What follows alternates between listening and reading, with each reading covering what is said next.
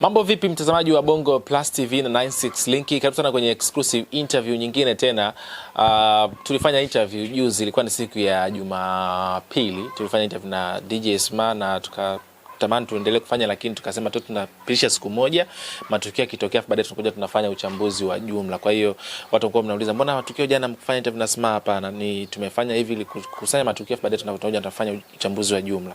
Kwa hiyo itakuwa ni hivi, lakini pia nawashukuru sana watu ambao mlitoa maoni. Tuliuliza pale mwanzo kwamba interview ifanyike katika utaratibu gani, tukate vipande, tufanyaje, lakini bahati nzuri wote tumewasikiliza. Wale interview ndefu tumepandisha na wale wafupi pia tumepandisha. Kuna mambo mengi sana ambayo yanaendelea sasa hivi kule Irani, na watu wengi mlikuwa mkiuliza maswali kwamba Sma bwana, kuna hili inakuaje bwana, alizungumzia hivi na hivi. Lakini bahati nzuri sana leo nimeweka na segment nyingine. Nimeongea na Sma, tukashauriana, tukasema bwana, inabidi hawa watu sasa tunaandaa segment ambayo tutakuwa tunasoma yale maswali na nakuwa nayajibu moja baada ya jingine. Kwa hiyo mwisho wa interview, kwa maana tukisikiza mpaka mwishoni kule yale maswali ambayo mnakuwa mkiyauliza, Sma atayajibu. Kwa kama unaona swali lako hapo andika, alafu next interview itakuja nimuulize Sma. Mimi naitwa Victor Madaha, mbele kamera yuko Rizk bwana. Kwanza Sma, kwema? Alhamdulillah. Unaendeleaje kaka? Namshukuru Mwenyezi Mungu. Mungu ni mwema. Fuse wa sisi tegemeo letu ni Mwenyezi Mungu Subhanahu wa Ta'ala. Tunamshukuru kwa neema zake tunazozijua na tusizozijua. Tunamuomba atusamee madhambi yetu tunayoyajua na tusiyoyajua. Na watu ambao wana mitihani tofauti kwa pamoja tuseme amen, kila mtu kwa imani yake, kuwaombea Mwenyezi Mungu awafanyie wepesi. Na kwanza niwaambie watazamaji wetu, mtatusamee leo tunafanya interview nje, kuna shughuli zingine zinafanyika. Kwa hiyo kwa wale ambao mpaka mna sometimes sound noises zinaingia, mtu yeye lazima kuna studio yetu bado inaendelea kwenye matengenezo, haijakamilika. Endapo ikamilika hizo noise sauti za nje mpaka mna tunanili. Bahati nzuri familia yetu wanatuelewa. Ni waelewa kwenye ile, hawezi kupanic wala. Mimi nataka kwanza tuanze na hili swali ambalo japokuwa nimesema mwishoni kuna segment ya maswali, lakini ili kwa sababu wameuliza watu wengi sana, naomba nikuulize swala la upendeleo jamani. Sma, kuna watu ambao wanazungumza kwamba wewe ni mchambuzi ambao umechagua upande. Kuna upande ambao umeegemea. Pengine hili kwa faida tu ya watazamaji wetu hasa kwa sababu limeulizwa muda mrefu sana. Hebu tutoe ufafanuzi Sma. Kuna baadhi ya vitu ambavyo lazima nichague upande. Siwezi nikawa upande wa watu ambao wanaua watu, wanaua watoto, wanavamia nchi zingine, wanakunywa damu za watu, wanalawiti watoto, wanafanya mauchafu ya aina hiyo. Siwezi kuwa neutral. Yani mwisho wa siku kuna vitu ambavyo unaweza ukawa neutral. Sawa? Ingekuwa ni mpira kati ya Simba na Yanga, ningeweza ninapochambua mpira ningechambua hiyo. Sawa? Ingekuwa let's say ni issue kati ya Tanzania na Kenya, au baadhi ya mambo ambayo inaruhusu neutrality ningechambua. Lakini kwenye hili siwezi nikawa neutral. Na kama mtu amekuja hapa, na ngoja nikwambie kitu kimoja. Wengi ambao wanataka mimi niwe neutral, wao wenyewe hawaka neutral. Wanachokitaka wao, wanataka wasikie wanachokitaka wao, ila wamejificha nyuma ya picha ya neutrality. Tunakutaka uwe neutral. Wanaposikia mambo ambayo yanawafurahisha wao, wanafurahi. Lakini wanaposikia mambo ambayo hayawafurahishi wao, wanakuja umechagua upande, au tunakutaka uwe neutral. Or sometimes unajua vitu mimi nimewekeza muda mrefu. Nishatoa ile psyops. Kuna kitu kinaitwa ad hominem. Ni moja ya mbinu ambayo inatumika kumshambulia mtu badala ya kushambulia hoja. Mimi ninapotoa hoja nikisema 1 2 3, wewe jibu hoja. Lakini badala ya kujibu hoja wananishambulia mimi. Uko kidini au umechagua upande? Sasa kuhusu hili nitakuwa black and white. Siwezi nikachambua upande wa watu ambao ni madhalimu, wanafanya madhara makubwa. Naomba kidogo niwape crash course ya historia. Nikisema crash course inamaanisha niwape mafunzo ya haraka ya muda mrefu. Alafu muniambie mwanzo wa miaka 1990 Marekani iliona fursa Japan. ikawekeza pale, zamani walikuwa wanajiongoza kimonarchy kwamba kifalme, kulikuwa kuna samurai, kulikuwa kuna mbinu utamaduni wao, wakaenda pale wakawaletea modernism, usasa yayo. So unaona ambao wanasema kwamba hata sisi Afrika tuko nyuma, wakaanza kutoka kuvaa nguo zao zile za Kijapani zile, wakaanza kuletea suit and tie, wakawapa silaha za kisasa, wakawafundisha, waliwachukua actually wanajeshi wa Japan wakawapeleka Marekani, wakawatrain, wakawarudisha, kwa sababu waliona fursa na kulikuwa kuna mambo mengine ya kibiashara. Sawa. Baada ya World War 1, Japani akachukua ile teknolojia aliyokuwa nayo, ujuzi aliyokuwa nao, akaanza kuvamia nchi nyingine. Ukiingia Manchuria, ukiingia Korea, ukiingia China. Watu huenda hawajui kwamba China ilitawaliwa muda mrefu sana na Japan. Sawa. Long story short, kufupisha ikaenda mpaka ikatokea vita vikuu vya dunia vya pili, ambavyo Marekani kajikuta inapigana na Japani. Na Japani alikuwa anapeleka moto sana kwa hata huyo Marekani mwenyewe, mpaka ikapelekea kutumia baadhi ya mbinu ambazo sio za kiungwana.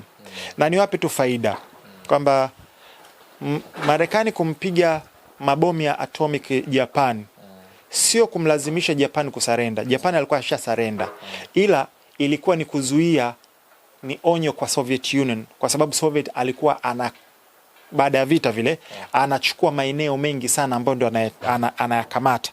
Kwa hiyo ilikuwa ni onyo kwa Soviet kwamba tuna mabomu ya nuclear, usiendelee kuja huko. Hiyo ni kitu ambacho hawezi wakajua. Umeelewa? Kwa hiyo Marekani aliingia Japani, akafanya aliyoyafanya, akatengeneza mazingira fulani, baadaye ikageuka tena kuwa mwibwa kwake, ikapelekea vita. Kwa hiyo huenda watu hizi baadhi ya historia hawazijui. Niwarudishe labda nije Iran. Iran miaka ya 70 walikuwa na kiongozi ambaye alichaguliwa kidemokrasia na raia wa Iran, ambaye anajulikana kama Mossadegh. Alivyoingia akawa mzalendo, nationalize, akataifisha mafuta, akasema haya mafuta ni kwa sababu ya maslahi ya Wairan, na ni kwa sababu Uingereza walikuwa wanachukua zaidi ya 80%, Irani anapata chini ya 80% hiyo. Mossadegh alijaribu kukaa na Waingereza, akawaambia, wakagoma kabisa. Kwa hiyo alivyochukua nationalize, hicho kitu hakikumfurahisha Uingereza na Marekani, wakampindua. Na hii inajulikana kabisa kwamba walimpindua kiongozi aliyechaguliwa kidemokrasia. Wapi? Iran. Sawa. Wakamweka nani? Shah. Shah baada ya muda alikuwa ni katili sana. Alikuwa ana jeshi lake maalum ambalo lilikuwa trained na liko chini ya CIA na Mossad. Linaua sana watu. Hizi ni taarifa ambazo hazipo. Mwisho wa siku ikaenda raia wakachoka yale walichokifanya, wakampindua Shah. Lakini katika hiyo process, kwa sababu Shah alikuwa ni supporter wa Marekani magharibi, raia wakawa wana align na Soviet ili kuzuia Soviet, kwa sababu ilishaonekana kwamba Shah anapinduliwa. Kuzuia wao, ndo wakamwambia Saddam amruhusu Khomeini. Alimpeleka mpaka mpakani Khomeini, ndo akaingia, ndo akaenda kufanya Islamic Revolution. Baada ya Khomeini kuingia, akawakataa wao. Kwa hiyo wakawa wametengeneza tena tatizo lingine. Umeelewa? Kwa hiyo ni moja ya mfano mingine ambayo ya Iran, ya Marekani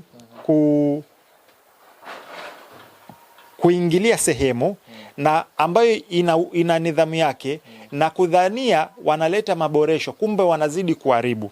Sawa. Baada ya pale niwapeleke tena wapi? Niwapeleke Afghanistan.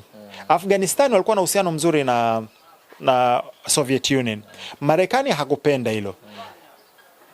Zbigniew Brzezinski ndo akaja na hii mbinu kwamba kuleta machafuko kati ya Afghanistani na Soviet. Soviet ikaretaliate, then wakaanzisha al-Mujahideen. Marekani na CIA ndio waliotengeneza Taliban. Marekani na CIA ndio waliotengeneza Al-Qaeda, na Osama alikuwa ni operative wao. Sawa. Tuendelee, tusonge mbele kidogo. ikaja Khomeini kaichukua Iraq, akaichukua Iran. Hawajaridhika na anachokifanya yeye, wakaenda tena kutengeneza kitu ambacho wao walidhani ni solution, kwamba wanaenda kumchukua, wakamtengeneza Saddam Hussein, wakamwezesha, wakampa masilaha, wakampa training, wakampa mpaka chemical weapons.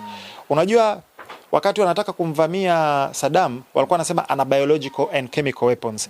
Marekani ndo waliompa, na Saddam alizitumia dhidi ya Wairan. Walipigana vile vita Iraq-Iran war. Kwa hiyo wao wakatengeneza tena mtu wao mwingine. Baada ya pale vile vita kuisha, Saddam akawa ndo ana jeshi kubwa zaidi katika Middle East. Akaivamia Kuwait, na ni kwa sababu pia Kuwait ilikuwa inamsabotage, na Marekani walimsupport, ila alipovamia tu akamgeuka. Mwisho wa siku akaenda kumvamia yeye kwenye Gulf War 1. Sawa? Imeenda 9/11 ambacho ni inside job. Ikikatokea kilichotokea, wakaenda kuvamia wapi? Afghanistan. Ile nchi ambayo wao ndo walienda kuisupport, na wakawatengeneza Al-Qaeda, na wakawatengeneza nani? Taliban. Kwa hiyo umeona wanavyoenda back and forth. Imeenda 2003 wakaja kumvamia nani? Saddam, ambaye alikuwa ni mshirika wao. Sijui unaona hii back and forth jinsi Marekani kila anapoenda anasababisha madhara, anaenda anarudi, akienda anaenda anarudi, akirudi anaenda anarudi. Na ukiangalia ni kwamba sehemu zote hawajaleta solution. Tangia wameingia hizo nchi zimekuwa kwenye madhara mwanzo mwisho. Sasa leo hii unataka mimi ni support watu wa aina hii? Unataka mimi niwe neutral kwa mtu ambaye anaenda kuwa watoto? Tumeona kama umefuatilia hapa juzi kati, kuna ndege zingine zimetua Israeli za kuleta shipment. Mabomu yanayotumika pale yanatoka Marekani, ambayo yanaua watoto na vitu kama hivyo. Tumeona Marekani imetoka kumchukua kiongozi wa nchi ambayo inajitegemea, ambayo ni Venezuela. Sasa hivi wanaiwekea embargo Cuba. Sawa? Walikuwa wanaitaka Greenland. Wameshambulia Nigeria. Sawa? Walihusika kumuua PLO Lumumba. Sawa? Na madhara mengi sana ambayo wameyafanya. Somalia tuliona. Sasa leo hii do you expect mimi na akili zangu binafsi niwe neutral kwenye vitu kama hivi? Unataka niwe neutral vipi yani? Sielewi neutrality vipi. Siwezi nikasupport vitu kama hivi. Sawa? Hiyo ni upande mmoja kwa ufupi, lakini hizo historia nikianza kukupa maeneo ambayo wameenda mengi sana. Nataka nikupe upande wa pili. Hebu tuangalie nchi ambayo sasa hivi ndo wana mgogoro nayo. Na ndo ambacho kimetuweka hapa. Na lawama ambazo ni nyingi sana za kusema kwamba ni nchi mbaya, na Khamenei ni mtu mbaya, na Irani ni mtu mbaya. Hivi unafahamu kwamba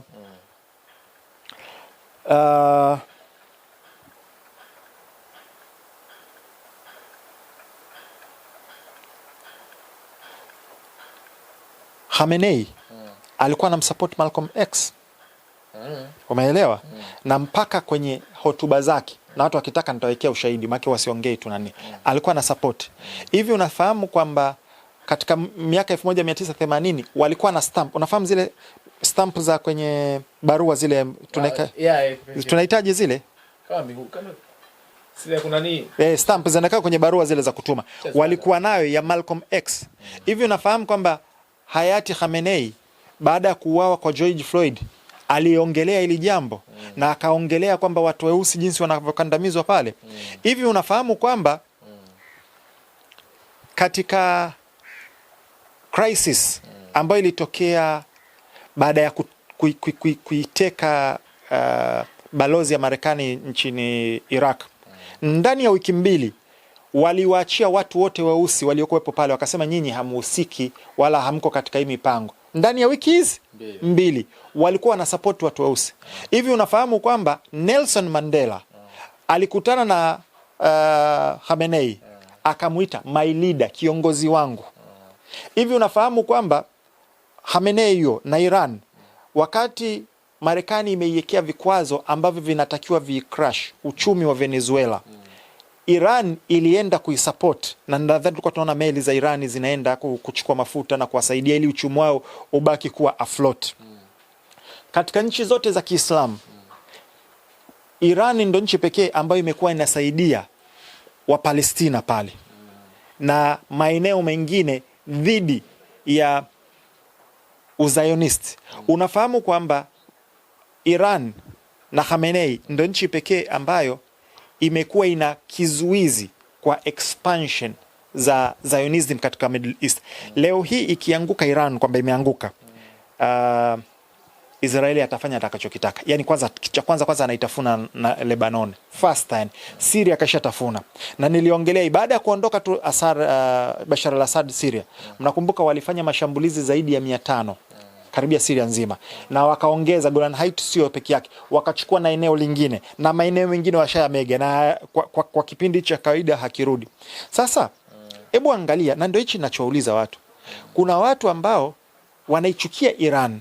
Naomba nikuulize, hebu niambie, Iran imekufanyia nini nyinyi? Imekudhuru vipi? Sisi Tanzania tuna uhusiano mzuri na Iran. Hajawahi kutudhuru. Na nadhani tuna nani nzuri tu ya kibiashara kati yetu sisi na wao. Na Waafrika wengine. Naomba niambie ni nchi yoyote ya Afrika ambayo Iran imetudhuru sisi. Au niambie Iran imeenda kuvamia nchi gani? Kwa hiyo unataka niwe neutrality, sijaelewa neutrality unataka vipi? Sema umejificha kwenye mzigo wa neutrality, kwenye kivuli cha neutrality, lakini kinachosemwa fuse hakikuridhishi. Mimi nitabaki kusema kile ambacho nakiamini ni ukweli. Na itakapotokea nikaona kwamba sehemu fulani nilikosea, nitasema sehemu fulani nilikosea.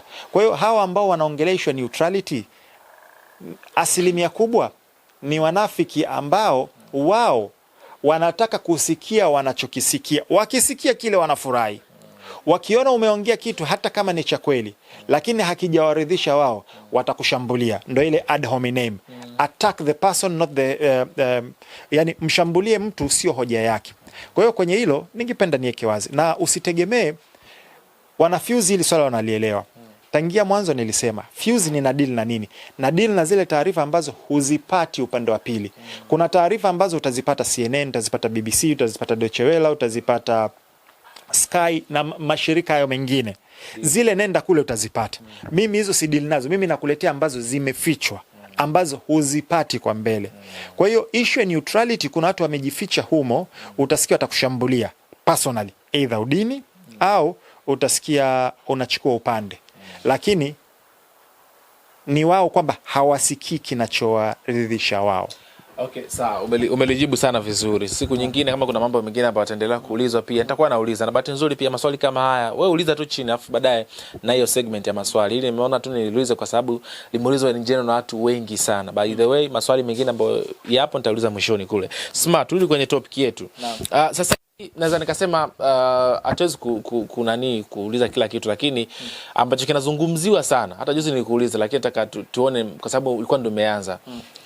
Irani inazishambulia sana nchi za Uarabuni. Ndio swali ambalo watu wengi wanajiuliza sana. Mashambulizi yamekuwa ni mengi sana. Mwanzo tuliona tu kwamba ilikuwa inapiga zile base na nini, lakini sometimes kuna inatokea labda kwenye mafuta, kwenye nini, vitu kama hivyo vinatokea vinapigwa. Hii ina maana gani hasa? Kwanza nianze kwa correction. Hajashambulia mafuta. Nitakwambia hiyo baadaye. Lakini ameshambulia base za Marekani katika eneo hilo lote.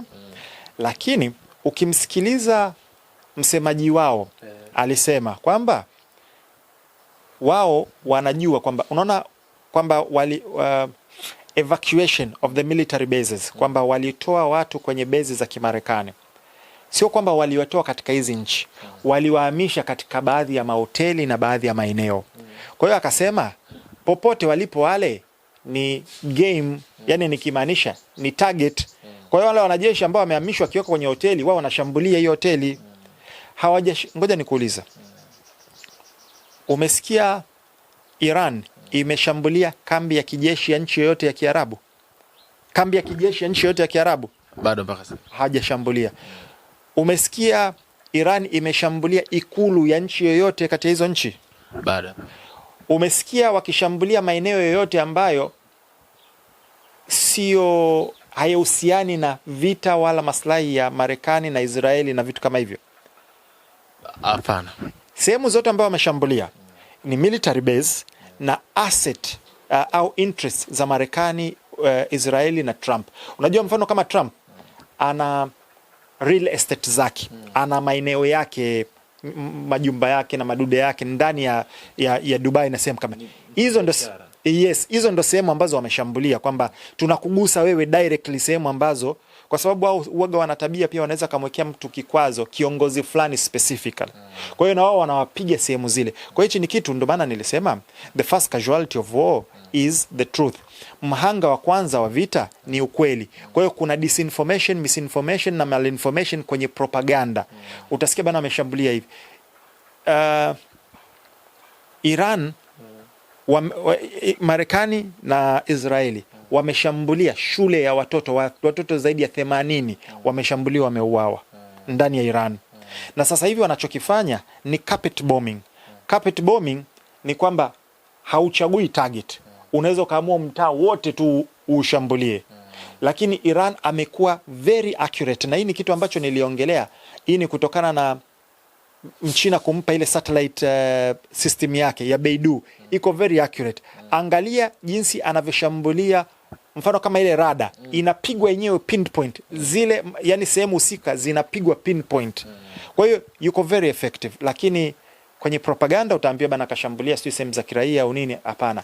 Iran, kwa sababu nimekutolea hoja, ukitaka kujua, angalia kambi ya kijeshi yoyote ya hizo nchi, acha za Marekani, za hizo nchi haijashambuliwa, viongozi wao hawajashambuliwa, command center zao hawajashambuliwa, majengo yao ya kiserikali hayajashambuliwa. Sehemu hao watu Marekani na Israeli huwa wana tabia ya kuficha. Nje inaweza kaandikwa supermarket, kumbe ndani ni kamandi ya mambo yao. Kwa hiyo ni vitu ambavyo naomba watu waelewe. Lakini smart ulichokizungumza wewe ni umezungumza kwamba Irani ndio inayoshambulia target ambazo inazilenga. Lakini ukiingia kwenye mitandao sasa hivi wengi wanaibremu Irani kwamba inashambulia maeneo tofauti tofauti. Yaani ni kama mashambulizi yake ni kama amepagawa hivi. Alafu Israel wao ndo na target kwamba wanaua kiongozi fulani, wana nani kitu fulani. Pengine tuamini taarifa zipi sasa kwenye hili? Sawa. Israel na Marekani fanikiwa. Iran yani sehemu alizoshambulia na yeye ni sehemu ambazo ni specific. Ila ukija sasa kwenye media, ndio maana nikakwambia kwenye interview ya mwanzo kwamba kwenye vita jeshi lolote lina kitengo cha propaganda. Kwa hiyo wanajua jinsi gani, kwa sababu gani inahitajika public backing, kwamba usway public opinion, watu ukamate akili za watu ili waweze kusupport. Kwa hiyo inatengenezwa kama vile Iran anashambulia ili kuleta hasira, lakini Iran amekuwa na accuracy ya hali ya juu sana. Kwa hiyo anapiga sehemu husika. Currently ni kweli Marekani amefanikiwa kuua baadhi ya viongozi wa Iran, ila sasa hivi anafanya carpet bombing, na wao huwa hawajali collateral damage ni kubwa kiasi gani. Yani wale ili kumuua mtu mmoja wako tayari kuua watu 1000, hawajali. Kwa hiyo wanaweza kupiga sehemu ambayo inaweza ikaua watu 1000. Na tumeona hata wakati wanamuua Nasrallah, ilibidi yani block zima, ile gorofa zima walishambulia wakaua watu wengi sana. Kwenye 12 day war walikuwa unamlenga kiongozi fulani yuko pale, lakini unabomoa gorofa zima bila kujali collateral na vitu kama hivyo, ambao kwenye jeshi kwenye vita sometimes collateral damage ipo na inaeleweka. Yes. Kama ulivyozungumza, nimesikia ukiacha kwamba Irani pia kwamba kuna maeneo ambayo imeshambulia Israel ya nyeti pia. Hata wao pia wanatoa hizo taarifa kwamba wameshambulia meli 11 za Irani. Lakini si pia kuna taarifa ambayo nimesikia kwamba mke wa aliyekuwa Ali Khamenei pia naye amefariki pia katika hilo shambulizi na mtoto wake pia. Naam. Ni kweli wamefariki na mtoto wake na inasema mjukuu na mkwe. Unajua sisi nilisema hivi, kadri tunavyoenda kuna taarifa zinaibuka. Mara ya mwisho tuliongelea kifo cha Khamenei, ilikuwa haijatoka taarifa. Imetoka taarifa rasmi kwamba Khamenei viongozi walinzi walimfuata, naomba tukuchukue tukwamishie kwenye banka kwenye handaki. Akasema mkiweza kuhamisha Wairani milioni 90 na mimi nitahama. Kwa hiyo kama mwezi mimi nitabaki hapa. Basi tukuletea ulinzi wa ziada. Akasema kama mtaweza kuleta ulinzi wa ziada kwa Wairani milioni 90, basi ndo mimi nitakubali mniletee ulinzi wa ziada. Basi tukuhamishe. Akasema hapana. Unajua yule alikuwa na miaka 86. Sawa. Ni mmoja ya viongozi bora kabisa wa Iran. Yote ambayo unayaona sasa hivi. Khomeini hakukaa muda mrefu sana madarakani. Baada ya kuondoka kwake ndo akaja Khamenei. Khamenei ndo program yote ambayo unaiona imefanyika chini yake. Kwa hiyo he was very smart. Na ambao wanafuse wanafahamu, niliwaambia. Wataalamu ambao wanatoa ripoti ambayo haiko biased, wanakwambia the most intelligent people are Persians. Watu wenye akili zaidi ni Wafursi, Waajemi. Kwa hiyo ukiangalia pamoja na vikwazo vyote walivyowekewa na vita vyote wanavyopigwa na kuwao mascientist wao na kila kitu kwa miaka mirefu, wameweza kuwa na jeshi imara kama hivi. Wameweza kuwa na mauniversity ambayo bana, Wairani wana akili wewe. Wairani wana wasomi. Ni kwamba tu sisi hatupati kuona wala kuambiwa wanachokifanya. Kwa hiyo vyote vimefanyika chini ya utawala wake ya miaka 35.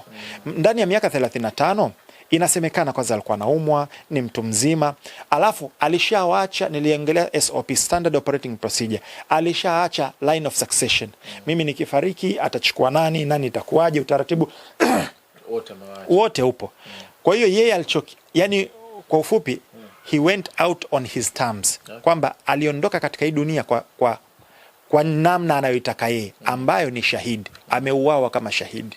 Kwa hiyo yuko pale. Yeye na wake zake na waliokuwa nayo wameuawa kama shahidi. Kwa sababu wameuawa katika hali ya kuitetea nchi yao, katika hali ya ujasiri, sio ya uoga. Naomba nikuulize, Netanyahu yuko wapi sasa hivi? Una taarifa yuko wapi? Nilikuwa na swali ambalo nataka nikuulize. Sasa unafahamu tu umekutana na taarifa sehemu ambayo yupo? Hapana bwana. Netanyahu yuko Ujerumani. Imeonyesha kabisa yeye na ndege yake kasepa kaenda kule. Vita vya kwanza vile, same thing, alikimbia. Viongozi wote ambao sisi tunaaminishwa ni wabaya, lakini baadaye tunakuja kugundua kwamba ni propaganda. Wajasiri ambao walikuwa wazalendo, hata mmoja hajakimbia nchi yake. Khamenei amefia hapo hapo. Saddam alikuwa na option. Tena Khamenei alipewa mpaka option na Urusi. Njoo tutakuhifadhi sisi. Kama Bashar al-Assad ambaye yuko Urusi. Kapewa option hiyo. Akasema hapana, niko hapa. Sawa. Saddam alikuwa na option ya kukimbia. Kuna nchi kadhaa ziko tayari kumpa ulinzi. Akasema mimi nabaki hapa. Gaddafi alikuwa na uwezo wa kukimbia.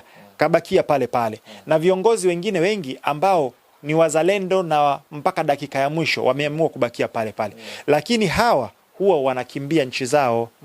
Na hapo ndo tumegusia nini, nikakumbuka tena kauli ya nani? Ya watu wawili. Idi Amin ambaye pia tunaaminishwa kwamba alikuwa ni mtu mbaya. Na ukiangalia pia naye alikuwa na bifu na nani? Na Waisraeli. Sawa? Alisema nimewafukuza Waisraeli katika nchi kwa sababu ningiwaacha walikuwa wanaiteka uchumi wa Uganda. Idi Amin huyo. Nelson Mandela katika kuhojiwa akasema hakuna nchi ambayo inasababisha madhara na gaidi namba 1 duniani kama Marekani. Kwa hiyo mwisho wa siku leo hii unataka mimi niwe neutral, ndio hivi vitu ambavyo nashindwa kuelewa. Kwa hiyo hivyo ni vitu ambavyo pia watu wanatakiwa wavielewe. Naam. Smart, umeniwahi tu kujibu hili swali. Lakini kuna hii ambayo ilitokea pengine kwa faida sasa katika vita. Jana muda fulani hivi kuna story ambazo zilianza kusambaa mtandaoni zikidai kwamba pengine na Netanyahu atakuwa ameshambuliwa na amepoteza maisha. Kutoka zile story na watu kana vizungumza. Wengine wakasema kwamba ni mechanism za namna ambavyo inatoka katika vita na nini, story za uongo. Lakini Iran ilithibitisha kwamba walishambulia ofisi za Netanyahu. Kwanza kwa nini story kama hizi zilikuja siku kama ya jana kwamba Netanyahu amepoteza maisha? Ndio nilisema kipindi kama hichi ambacho zama hizi tupo, taarifa ni nyingi sana mtandaoni. Cha kwanza. Cha pili, kuna wachambuzi ambao wana uwezo wa kuchambua taarifa, kuzichakata. Alafu kuna maripota ambao wanaripoti katika namna ambayo inafanana na uchambuzi. Unajua kipindi hichi zipo channel ambazo ni za wachambuzi kabisa proper wanachambua. Lakini wengi sana wameitumia kama fursa, hata watu ambao walikuwa wachambui sasa hivi nao wanachambua kwa sababu ni fursa ya kujiongelea followers, ni fursa ya kujiongezea views, ni fursa ya kupata subscribers wengi. Views siendi kwa mwendo huo. Yaani sitaki kukurupuka tu kila saa nitoe video nini. Mkitaka taarifa, mkitaka ripoti, wapo wanauripoti. Mkitaka uchambuzi wa DJ Sma huwa anautoa, alafu muda unakuja unatoa majibu. Kwa hiyo hizo taarifa tulikutana nazo na zipo, na kwenye nyakati kama hizi kuna taarifa nyingi sana za uongo. Kuna AI sasa hivi inaweza kukutolea video ukaamini kwamba kitu kinatokea, umeona So tuwe makini sana na aina ya taarifa tunazokutana nazo na watu ambao tunaenda kuchukua hizo taarifa kwao. Kwa hiyo ni kitu ambacho lazima tuzingatie. Ile taarifa ilikuwa ni hajathibitishwa jamani mzima. Ni kweli Iran wamethibitisha kushambulia eneo ofisi yake na ofisi nadhani ya mkuu wa jeshi au mkuu wa intelijensia wa nani, kweli wameshambulia na maeneo mengine pia wameshambulia, ila Netanyahu yuko zake Ujerumani. Okay, sawa. Kuna hili ambalo pia nataka nilizungumze. Kuna maeneo ambayo kwa mfano zile sema wanatubisha nini yes, nuclear. Vikoje mpaka sasa hivi? Vya wapi? Vya pande zote mbili. Vya Iraq vya Iran naamini bado viko intact kwa sababu kwa open source intelligence ni kwamba wamevitengeneza viko chini zaidi ya urefu ambao bunker busters zinaweza zikafikia, kwa sababu njia pekee ya kuvifikia ni naweza nikasema ni kama njia kuu tatu. Kama ni kwa mashambulizi ni kwa kutumia bunker buster ambayo ni GBU-57 ambayo maximum inafika mita 60, lakini inasemekana wa Iran wamejenga ziko zaidi ya mita 200 chini. Kwa hiyo bunker buster hazifiki. Na sio hiyo, ziko chini ya mlima, kwa hiyo zina extra layer. Na fuse huwa tunaacha muda uongee. Kama unakumbuka na oli nioje, nikasema Marekani hajaharibu chochote zaidi ya cosmetic tusema mapambo yale ya juu. Katika program ya nuclear Iran walivyoshambulia katika 12 day war, haijaathiri chochote wala haijaharibu chochote zaidi ya yale majengo ambayo yalikuwa yako juu. Huku ya chini bado yako intact. Na kama unakumbuka Trump alisema we have obliterated, tumeyamaliza kabisa. Ila leo hii pia wanaingia kwamba wamekuja kufanya nini? Kushambulia. Kwa hiyo wanataka kuniambia ndani ya miezi 6 kama mmeharibu kabisa, wameweza kutengeneza mpya ndani ya miezi 6? Logically haiwezekani. Kwa hiyo bado naamini kwamba zile ziko safe, hazijaathirika. Na ninarudia tena, hakuna watu ambao wana defense bora zaidi kama wa Irani, kwa sababu tangia wanaanza kutengeneza jeshi lao na silaha zao na mikakati yao, walijua tunapambana na adui wa aina gani na silaha zake zikoje. Marekani na Israeli hata katika vita kati ya wao na Palestina, Hamas, Hezbollah na wengineo, nilisema nguvu yao ni juu, ardhini ni madhaifu. Kwa hiyo wanajua kwamba nguvu zao ziko juu na aina ya makombora ambayo wanayo. Kwa hiyo asilimia kubwa wametengeneza miji wanaita missile cities ambazo ziko chini ya milima, na Iran ukiangalia ina milima mingi sana. Kwa hiyo defensive yao ni bora kabisa, iko chini. Kuna taarifa ambazo bado sijathibitisha, naendelea kuzifuatilia ya imeshambuliwa Natanz na pamoja na base zingine na viinu vingine vya nuclear vya Iran. Hiyo bado sijaweza kuthibitisha, nitaithibitisha nitakapopata taarifa za uhakika. Okay, sawa. Tugeukie sasa, kuna hizi taarifa ambazo zipo zinadaiwa kwamba Marekani imebadilisha kusudi ama mpango ama malengo ambayo ilienda nayo ya pale katika hizi vita za Irani, kwamba ilikuwa ni regime change, kubadilisha uongozi na vitu vingine kama hivyo. Na sasa hivi wanadai kwamba, nilimsikiza msemaji wa Irani alikuwa anazungumza kwamba Marekani imeanza kuhamisha baadhi ya silaha zake kuzipeleka huko Cyprus. Kwanza taarifa hizi zikoje hasa? Sema. Hapo kuna maswali mawili. Yes. La kwanza regime change, kwa maana wamebadilisha malengo. Na hiyo nianze kujibu kwanza hilo. wamebadilisha gia hewani walichotegemea wao, na ni miscalculation, na hii itathibitisha maneno na analysis ambayo nimekuwa naitoa nyuma. Walitegemea kwamba tukimua Khomeini na tukaua viongozi wa juu, regime au utawala wa Iran utavunjika, raia watawashawishi raia wapindue serikali yao, kitu ambacho imekuwa exactly opposite. Khamenei, ukisikiliza video zake na ukisikiliza jinsi wa Iran walivyokuwa wanampenda, imezidi kuwapa ari na machungu wa Irani. Yani ndo mwanzo, yani wa Marekani sasa hivi wameshakata tamaa kitu kinaitwa regime change wala maandamano, kwa wingi wa Wairani ambao wametoka wana hasira kwa Marekani kuulia kiongozi wao ambaye walikuwa wanampenda. Unajua mimi ni Sunni, sawa? Wairani ni Shia. Tuna tofauti katika mambo, baadhi ya mambo mengine ni ya msingi. Lakini ukweli lazima usemwe. Jamaa alikuwa ni muungwana. Jamaa alikuwa anashirikiana na watu wengi. Ndani ya Iran, hivi vitu huwezi kuvikuta ndani ya Syria. Alikuwa anatembelea Wakristo siku ya Krismasi ndani ya Iran. Ali Khamenei alikuwa anatembelea Wakristo ndani ya Krismasi ndani ya Iran. Bana, vipi hali zenu, mko salama? Anawapa pongezi, anawapa kuwaunga mkono, sawa, kwenye sherehe zao, kwa sababu Iran ni majority Sunni, Waislamu ambao ni Shia, sawa. Kuna Wayahudi mule ndani, wana masinagogi yao, wanafanya ibada. Kuna Sunni mule ndani wapo, japokuwa ndo nasema kuna mivutano kati ya Sunni na Shia, na kuna baadhi ya sehemu ambazo kuna uadui kabisa ndani ya Irani, na pia kati ya kiitikadi kati ya Wasunni na Washia. Lakini utamsikia, mfano nitakwambia kitu, utamsikia mtu na Muislamu hataki kusapoti Khamenei au Irani kwa sababu ni Mashia. Naomba nikuulize swali. Kwa hiyo unatakiwa msapoti nani? Netanyahu ni Sunni. Kwa hiyo unatakiwa msapoti nani? Trump ni Sunni, ni Muislamu mwenzio. Misimamo yake dhidi yako wewe ambaye unasema wewe ni Sunni ikoje?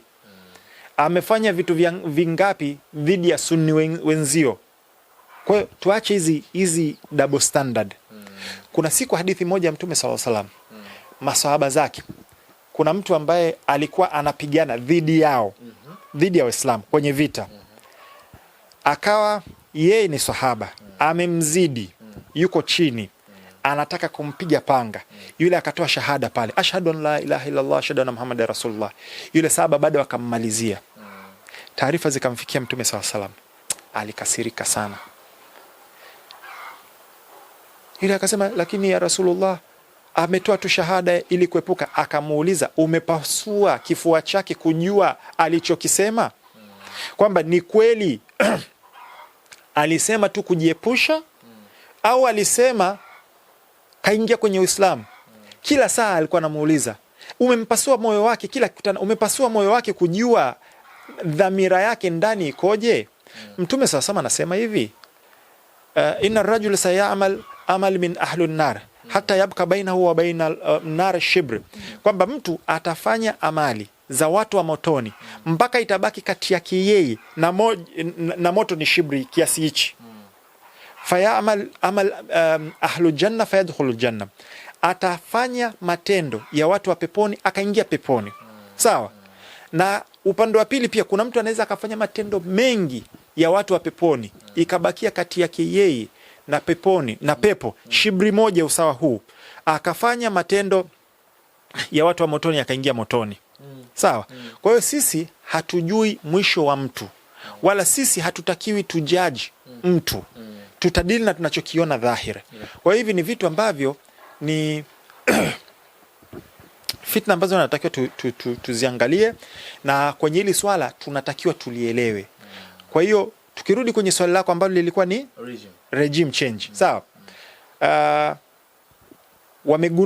Unakumbuka nimesema mara kadhaa, ile sio siasa, sio demokrasia, ile ni nchi ambayo inaongezwa kiitikadi.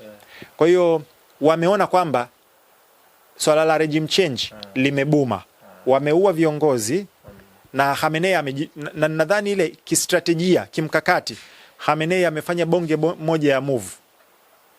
Unajua kwa nini mpaka sasa hivi japokuwa ana uwezo huo bwana Putin hajamuua Zelensky? Unadhani hana uwezo wa kumuua Zelensky? Uwezo huo anao. Yani kama Iran ana uwezo wa kuishambulia ndani ya Tel Aviv na bezi za Marekani, Urusi ana makombora zaidi, yenye uwezo zaidi, yenye accuracy zaidi, na moja tukiongelea tu ni kama Oreshnik. Mpaka leo hajawahi kuishambulia ikulu ya Ukraine.